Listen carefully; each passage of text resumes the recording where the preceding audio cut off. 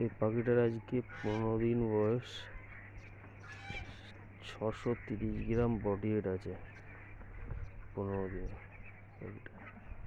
কিন্তু পাখিটার সব ভালো আছে, কিন্তু পাখিটার জল জমা। একটাই কারণ হচ্ছে ডাস্ট, ভুসিতে ডাস্ট।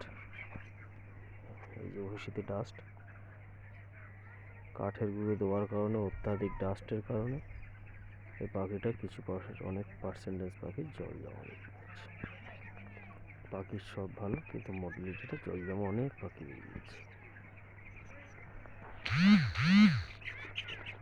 এই জন্য এখন শীতকালে ভুসির এই ডাস্টের দিকে খেয়াল রাখতে হবে ভালো করে, যাতে আর এই যে হাওয়া আসছে, যে সাইডে হাওয়াটা দিচ্ছে সে সাইডটা পর্দা অবশ্যই দিতে হবে। এই হাওয়া খাওয়ালে পাখির মাথা ফুলে যাবে।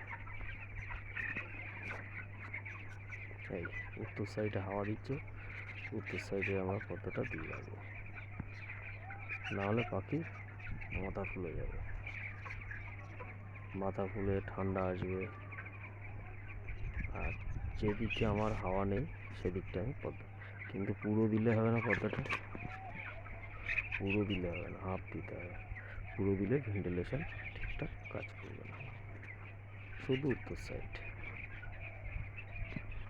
নতুন ঘর, প্রথম ঘরটা করেছে।